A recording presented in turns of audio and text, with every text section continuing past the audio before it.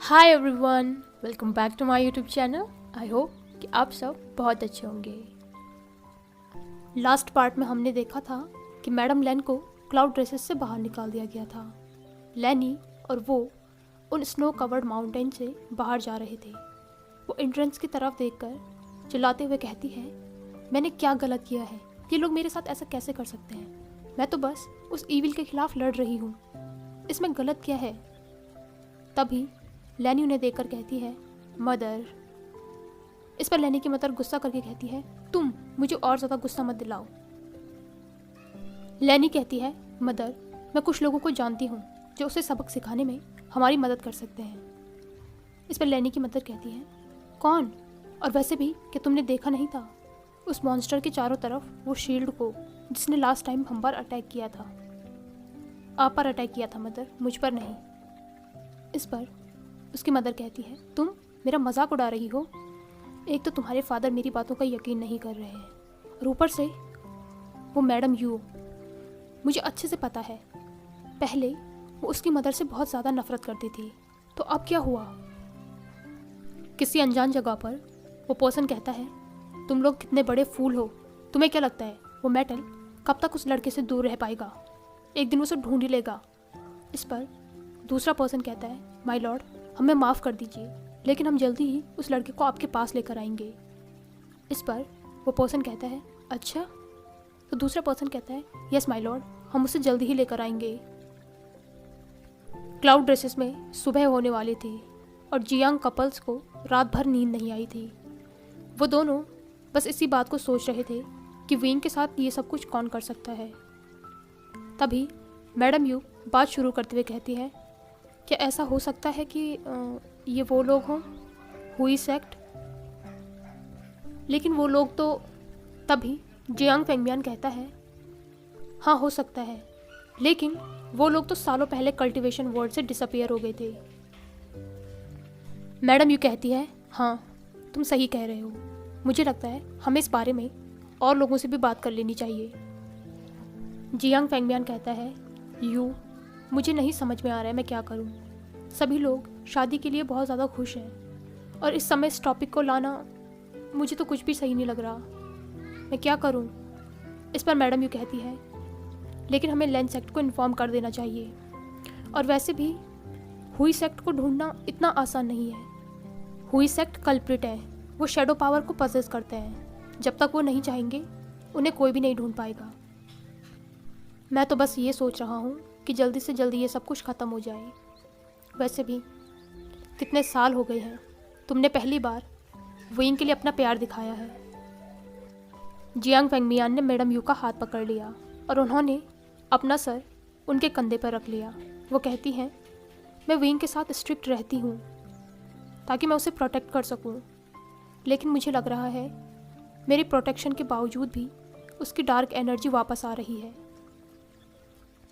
Madam you ने शाई किया। दूसरी तरफ विंग वैसांग से कहता है, तुम्हें समझ भी आ रहा है मैं क्या कह रहा हूँ? लेकिन वैसांग के चेहरे का लुक देखकर वो समझ गया कि विंग का कहा हुआ उसे एक भी वर्ड समझ में नहीं आया। विंग फिर से कहता है, सीरियसली तुम्हें कुछ भी समझ नहीं आया? चलो ठीक है, मैं फिर से समझा रहा हूँ। आज सुबह जब मैं उठा तो मुझे एक अजीब सी मिसिंग फीलिंग हुई। हाँ, वैसी ही फीलिंग मुझे रोज ही होती है जब भी लांजान मुझे वहाँ पर अकेला छोड़कर चला जाता है, लेकिन आज ये बहुत ज़्यादा थी। और पता है, मैंने लांजान की आवाज़ में अपना नाम भी सुना, एक बार नहीं बहुत बार, और मुझे पूरा यकीन है लांजान उस समय चैम्बर में था ही नहीं। और अब मुझे समझ नहीं आ रहा कि वहाँ पर लांजान था, क्या वो मुझे सच में देख रहा था? क्योंकि मैंने उसकी आवाज़ सुनी थी, वो चकल करते हुए कह रहा था कि विंग मैं नहीं हूँ। मैंने सोचा कि मैं डायरेक्टली उससे ही बात करूँगा, लेकिन वो सुबह से बिजी है। तुम्हें लग रहा होगा कि मैं हेल्यूसिनेटिंग कर रहा हूँ, राइट? मुझे भी ऐसा ही लग रहा है, लेकिन मैं श्योर नहीं हूँ। और तुम्हें पता है, जब मैं वापस अपने चैम्बर में आ रहा था तो मैं लेन सेक्ट के कुछ मेडन से मिला था। सच कह रहा हूँ यार, लेन सेक्ट में इतनी ब्यूटीफुल लेडीज़ हैं, मुझे तो पता ही नहीं था। ये सुनकर वैसांग ने विंग को देखकर कहा, सच में? इस पर विंग हंसते हुए कहता है, हाँ हाँ, मैं सच कह रहा हूँ। चलो ये सब छोड़ो, फिर से पॉइंट पे आते हैं। हाँ, तो मैं कह रहा था कि मैं वंडर कर रहा था कि लेंस सेक्ट की लेडीज़ इतनी सुंदर कैसे हो सकती हैं। मतलब मैं उन्हें देख रहा था, मैं उन्हें देखना नहीं चाहता था, लेकिन फिर भी देख रहा था। लेकिन फिर मुझे अचानक से सैड फील होने लग गया। मतलब मैं तुम्हें कैसे समझाऊँ, मुझे ऐसा लग रहा था जैसे मैं जेलस हूँ। लेकिन मैं जेलस क्यों हूँ? मैं खुद से कैसे जेलस हो सकता हूँ? क्योंकि तुम्हारा दिमाग खराब हो गया है। जंगशा, जिसने विंग की आधी ही बात सुनी थी, लेकिन फिर भी उसने कमेंट कर दिया, तुम इडियट हो। सुबह से तुम इस स्टोरी को नरेट कर रहे हो। इसे जो भी मिल रहा है सबको यही स्टोरी बता रहा है। पहले इसने मुझे बताया, फिर मैंने देखा कि ये शिजे को भी वही बता रहा है, और फिर ये तुम्हें भी यही बता रहा है। तभी वो एहसान पास में वेनिंग को देखकर कहता है, अरे वो तो वेनिंग है ना, मैं उससे भी बुला कर लाता हूँ, फिर हम साथ में सुनेंगे। यहाँ से लांजान का पॉइंट ऑफ व्यू है। मेरी ज़िंदगी में विंग के आने से पहले मैंने कभी भी नहीं सोचा होगा कि कोई मुझे इतना खुश कर सकता है जितना वो करता है। वो जो कुछ भी करता है ना, उससे मुझे बहुत खुशी होती है। वो मेरे लिए एक सनशाइन की तरह है। जब हम क्लाउड 9 में थे, तब मैंने विंग की हैप्पीनेस को महसूस किया था और मुझे बहुत ही अच्छा फील होने लगा। लेकिन आज सुबह से ही मुझे विंग के मूड्स फील हो रहे हैं, और कभी कभी तो मुझे उसके थॉट्स भी सुनाई देने लग गए। मुझे लग रहा है कहीं ना कहीं ये हमारे उस शील्ड और हमारे कपल बॉन्ड की वजह से है। मैं मीटिंग हॉल में था, और जब मैंने खिड़की से देखा कि सूरज आ गया है, ये मेरे विंग के उठने का टाइम है। लांजान, आई मिस यू। तभी मैंने विंग का एक थॉट सुना। पहले मुझे लगा कि मैं इमेजिन कर रहा हूँ, लेकिन फिर वो मेरा नाम गुनगुनाने लगा। मैंने कहा विंग, लेकिन मुझे लगता है कि उसने अभी हमारा कनेक्शन रियलाइज नहीं किया। फिर मैं उसके मूड्स को भी फील करने लग गया और उसके थॉट्स को भी सुनने लग गया। मुझे लग रहा है जैसे जैसे टाइम बीत रहा था, मुझे उसके थॉट्स कंप्लीटली सुनाई दे रहे थे।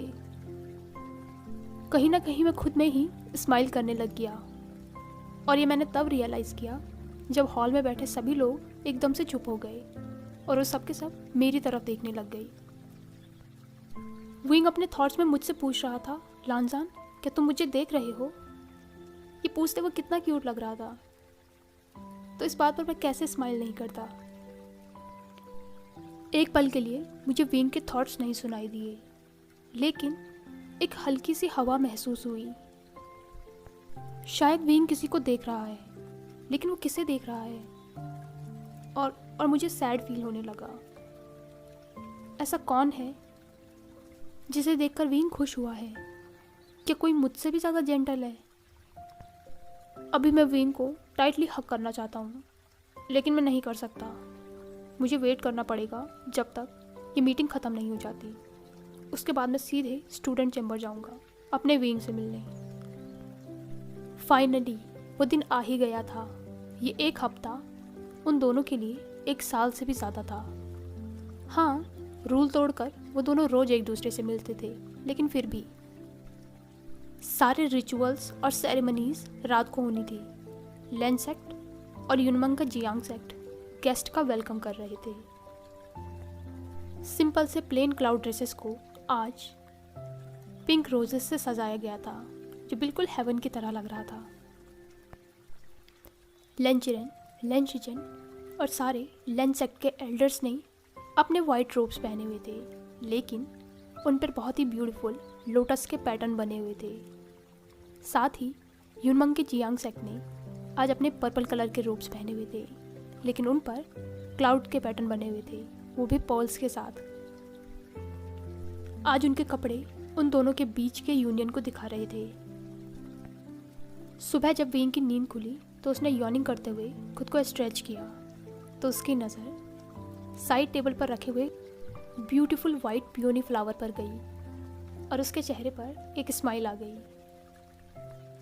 उसे याद आ गया कि उसने भी पर्पल कलर के रोजेस का एक बुके कल रात को जिंगशी के बाहर रखा था, और उसके साथ एक कार्ड भी रखा है जिस पर उसने एक चीज़ी सी पोयम लिखी थी। कोई भी अगर उस पोयम को पढ़ेगा तो वो समझ जाएगा कि विंग कितना बड़ा पोवर्ट है। उसे तो अभी इस बात को सोचकर हंसी आ रही थी कि उस पोयम को पढ़ने के बाद वांग जी का चेहरा कितना लाल हुआ होगा, लेकिन उसने उस पोयम पर एक तलिस्मान लगाया था ताकि बाकी लोग उसे पढ़ ना सके और उसका लानजान एम्बेरस्ड होने से बच जाए। उसके मन में ज़रूर डर्टी थॉट्स आ रहे होंगे। आशियन कितना क्यूट लग रहा है। जब विंग ने ये सुना तब जाकर उसने रियलाइज़ किया कि उसके बेड के बगल में ही उसके सिबलिंग्स बैठे हुए हैं, जो उसे ऐसे देख रहे हैं जैसे वो कोई न्यूबॉर्न बेबी हो। तभी विंग को बगल वाले रूम से फेंग मियान की आवाज़ आई, जो कह रहा था उसे अभी सोने दो। तभी मैडम यू भी कहती है, मुझसे तो वेट ही नहीं हो रहा है, मैं उसे इन ऑर्नामेंट में देखना चाहती हूँ। वो सभी ऑर्नामेंट को बॉक्स में रख रही थी। विंग ने तो कभी इमेजिन भी नहीं किया था कि वो अपनी फैमिली को कितना ज़्यादा मिस करेगा। उसके मन में बहुत से इमोशन उमड़ गए थे, जिसकी वजह से उसे बहुत ही ज़्यादा ओवरवेलमिंग फील हो रहा था। वो अपने बेड पर स्ट्रेट बैठ गया और उसकी नज़रें सभी लोगों को देखने लगी जिन्होंने आज क्लियरिटी बेल्स पहनी हुई थी, और साथ में वो टसल भी जो उन्होंने खुद से बनाई हुई थी। जैसे उसने लानजान के लिए बुके बनाया था, वैसे ही उसने अपनी फैमिली मेम्बर्स के लिए 5 क्लियरिटी बेल्स भी बनाई थी और अपने लिए भी, और रात को उसने वो उन सबको दे दी थी। वो बेल्स उस अटायर के लिए बहुत ही सिंपल थी जो उन लोगों ने आज पहन रखे थे, लेकिन उसकी वजह से उन्हें बहुत ज़्यादा खुशी मिली थी। इस सब के बाद जंक्शन ने उसे जल्दी जल्दी बाथरूम में भेजा, जहाँ से आज बहुत ही अच्छी खुशबू आ रही थी। दूसरी तरफ जिंगशी में वांग जी ने अपनी आर्म्स के नीचे कपड़े में कुछ रखा हुआ था। पास से देखने पर वो वही पर्पल फ्लावर का बुके था जो विंग ने उसे दिया। उसने उसे सैटिन के कपड़े में लपेट कर रखा था ताकि वो खराब ना हो जाए। लानजान और लान सिचेन लेन चिरेन के बगल में बैठे हुए थे। तभी लेन चिरेन अपना गला साफ करते हुए कहता है, आई होप कि तुमने लाइब्रेरी से वो कल्टीवेशन वाली किताब पढ़ी हो। लानजान को समझ ही नहीं आया कि उसे उस क्वेश्चन का आंसर देना चाहिए या फिर नहीं, इसलिए वो चुप रहा। फिर वो इमेजिन करने लग गया कि अगर अभी यहाँ पर विंग होता तो वो ज़रूर हंसता। थोड़ी देर लानजान को लेक्चर देने के बाद कि उसे कैसे एक अच्छा डिसिप्लिन बनना है और आगे की ज़िंदगी कैसे जीनी है, लेन चिरेन कमरे से बाहर चला गया क्योंकि उसे कुछ ज़रूरी काम था। शिचेन ने वांग जी को एक मेडिसिनल ऑयल दिया ताकि वो बात ले सके। उसने उसे हक किया और उसे बताया कि वो उसके लिए कितना खुश है, और साथ में उसने वांग जी को अश्योर भी किया कि क्लाउड ड्रेसेस में जो बैरियर लगाया गया है उसने उसे डबल कर दिया है, इसलिए किसी भी तरीके का कोई खतरा नहीं है, कोई भी उसे पार नहीं कर पाएगा। वापस गेस्ट चैम्बर में जो कि जियांग फैमिली को दिया गया था, जंगशा को बहुत सारे गिफ्ट मिल रहे थे। गार्ड एक एक करके गिफ्ट लेकर आ रहे थे और जंगशा उन्हें रिसीव कर रहा था। तभी उसके पास एक लेटर आया और उससे कहा गया कि ये लेटर सिर्फ विंग को ही देना है। जंगशा ने देखा तो उसमें भी तालिस्मान लगा हुआ था ताकि उसे सिर्फ विंग पढ़ सके। जंगशा लेटर लेकर विंग के पास पहुंचा। उसने देखा कि मैडम यू विंग के बालों में बहुत से ऑर्नामेंट लगा रही थी और यानली उसे प्यार से उसकी फेवरेट डिश खिला रही थी। लेटर को देखकर मैडम यू ने कहा, बाकी सारी चीज़ें बाद में, ठीक है। इस पर विंग ने नोट किया और उस लेटर को साइड में रख दिया। जैसे कल विंग को वांग जी के थॉट सुनाई दे रहे थे, वैसा आज नहीं था, क्योंकि उसे पता चल गया था कि ये क्यों हो रहा है और उसे कंट्रोल करना भी आ गया है। अब जो थॉट्स वो चाहेगा वांग जी सिर्फ वही सुन सकता है, बाकी नहीं। जो भी प्रैंक और सरप्राइजेस वो वांग जी को देना चाहता है वो इसे एक्सपोज नहीं कर सकता है, इसलिए वो वांग जी को अभी अपने थॉट्स नहीं सुनाएगा। उसने सोचा कि वो इस एबिलिटी का यूज़ तब करेगा जब इमरजेंसी हो। मैडम यू ने अपना काम खत्म किया और विंग को देखकर सभी अग्री थे कि वो बहुत ही ज़्यादा ब्यूटीफुल लग रहा है और आज कोई भी उसके चाम में पड़ जाएगा। उन रेड रोब्स में उसके बालों पर गोल्ड की ऑर्नामेंट लगी हुई थी, जिसमें सबसे ऊपर एक जेड की पिन थी। विंग ने जब खुद को देखा तो वो खुद भी शॉक था। आज वो सच में ब्यूटीफुल लग रहा है। एक मिस्चीवियस बॉय से एक ब्यूटीफुल यंग मैन। जंगशा को विंग को कंपनी देने के लिए वहीं उसके पास रखा गया और बाकी सारे लोग आगे की सेरेमनी के लिए एंसेस्टर हॉल गए। जिंगशी में वांगजी ने खुद को अपने वेडिंग अटायर में दिखा। वो बहुत ही ज़्यादा हैंडसम और मैनली दिख रहा था। उसने विंग की तरह जेड की पिन नहीं पहनी हुई थी, बल्कि उसके बालों में एक क्राउन लगा हुआ था। ये जेड से बना हुआ था। उसकी पहली जनरेशन ने इसे यूज़ किया था और अब ये उससे मिला है। जब सेरेमनी का टाइम हुआ तब शिचिन उसे लेकर एंसेस्टर हॉल आया। डियर चाइल्ड, मुझे माफ़ कर दो कि मैंने तुम्हें हर्ट किया।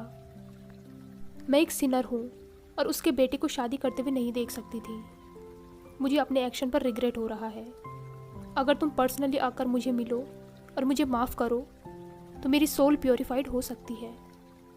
मैं चिनामॉन वैली के पास तुम्हारा इंतज़ार कर रही हूँ। जब जंगशा को एक गार्ड बताने आया कि विंग को ले जाने का टाइम आ गया है, तो विंग ने वो लेटर खोला और उसे पढ़ने लगा। उस पर वो सब कुछ लिखा था। विंग समझ गया था कि ये किसने भेजा होगा, लेकिन उसे समझ नहीं आ रहा था कि वो इसकी बातों पर यकीन करे या फिर नहीं। वो श्योर है कि वो इस बारे में लानजान को बताएगा, लेकिन क्या लानजान उसे वहाँ जाने देगा? फिर विंग ने सोचा कि एक बार बाइंडिंग रिचुअल हो जाए, उसके बाद वो इसके बारे में वांगजी को बताएगा। उसने अभी के लिए इन सारे थॉट्स को अपने दिमाग से निकाला और वो एंसेस्टर हॉल में आया ताकि वो अपने सोलमेट के साथ हमेशा के लिए बाउंड हो सके।